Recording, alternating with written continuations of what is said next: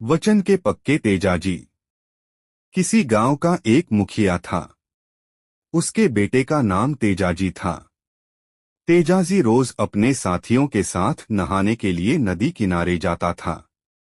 नहाने के बाद तेजाजी पूजा अर्चना भी करता था। तेजाजी के साथियों की संख्या बहुत ज्यादा थी, इसलिए पूरा घाट उन्हीं से भर जाता था। उस घाट पर पानी भरने के लिए गांव की औरतें भी आती रहती थीं। एक दिन तेजाजी की भाभी पानी भरने के लिए उसी समय आ गई जब वह और उसके साथी नहा रहे थे। भाभी ने अपने देवर तेजाजी से कहा, तुम लोग जल्दी नहा धोकर यहाँ से चले जाओ। तेजाजी ने जवाब दिया, नहाने के बाद पूजा पाठ करते हैं। जब तक हमारी पूजा समाप्त नहीं होगी तब तक हम यहाँ से नहीं जाएंगे। भाभी ने यह सुनकर बड़े व्यंग्य से कहा, तुम्हारी यह पूजा उजा बेकार है, क्योंकि तुम्हारी ब्याहता तो अपनी माँ के घर में तुम्हारे वियोग में तड़प रही है। तेजाजी के लिए यह एक बिल्कुल नई खबर थी। उसका ब्याह तो बचपन में ही हो गया था। अब वह अच्छा खासा नौजवान बन गया, मगर अभी तक किसी ने उसकी ब्याहता के बारे में कोई चर्चा नहीं की थी। भाभी की बात सुनकर तेजाजी गंभीर हो उठा। उसने निश्चय किया कि वह ससुराल जाएगा और अपनी ब्याहता को घर ले आएगा। अगले दिन तेजाजी तैयार होकर ससुराल जाने लगा तो उसकी माँ और भाभी रोकने लगी।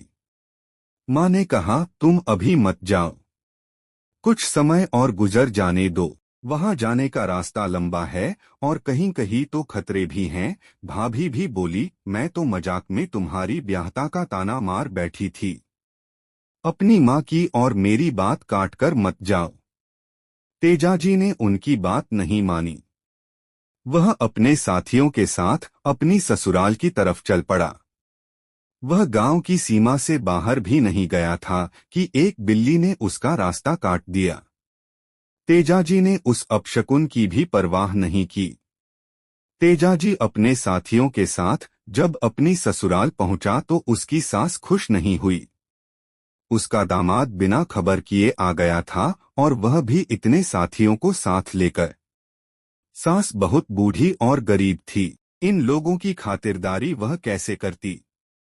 रुष्ट होकर उसने अपनी बेटी से कहा, सुबह का जो बचा खुचा खाना है वह उनके सामने रख दो, आपस में मिल बांट कर खा लेंगे। तेजाजी ने उसकी बात सुन ली। गुस्से में आकर वह बोला, हम इस घर का पानी तक नहीं पिएंगे, हम यहाँ रात भर ठहरेंगे भी नहीं। तेजाजी की पत्नी ने अपनी एक सहेली को उसके पास भेजकर कहलाया कि तेजाजी वापस नहीं जाए और उसकी सहेली के घर में ठहर जाए। उसकी सहेली हीरा गुजरी थी। तेजाजी से अपने घर चलने का उसने बहुत आग्रह किया। उसने यह भी कहा कि उसकी पत्नी ऐसा ही चाहती है। यह सुनकर तेजाजी ने उसका आग्रह मान लिया। वह अपने साथियों के साथ उसी के घर में रात बिताने को राजी हो गए। रात में पूरा गांव सो रहा था। तेजाजी और उसके साथी भी सो रहे थे। तभी अचानक डाकू आ धमके। डाकुओं का दल जब लूटपाट करने लगा तब शोरगुल सुनकर तेजाजी और उनके साथी भी जग गए। उन्होंने बड़ी बहादुरी के साथ डाकुओं को खदेड़ दिया। डाकू जब भागने लगे तेजाजी ने उनका पीछा किया। डाकू भागते भागते गजरी की गाय भी ले गए थे। तेजाजी डाकुओं का पीछा करते करते एक जंगल के करीब जा पहुंचे। जंगल में उस समय आग लगी हुई थी। आग रास्ते तक आ पहुंची थी।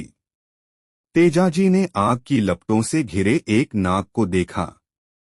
उस नाग ने तेजाजी से विनती की, मुझे बचा लो, मेरी सहायता करो। उसकी पुकार सुनकर तेजाजी आगे बढ़े और किसी तरह सांप को आग में जलने से बचा लिया।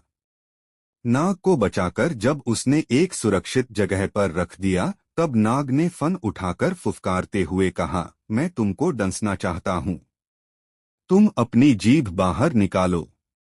तेजाजी ने कहा, मैं अभी तो डाकुओं का पीछा कर रहा हूं, इसलिए मुझे जाने दो। डाकुओं से गाय छीनकर मैं यहीं लौट जाऊंगा, तब तुम मुझे काट लेना, मैं यह वचन देता हूं।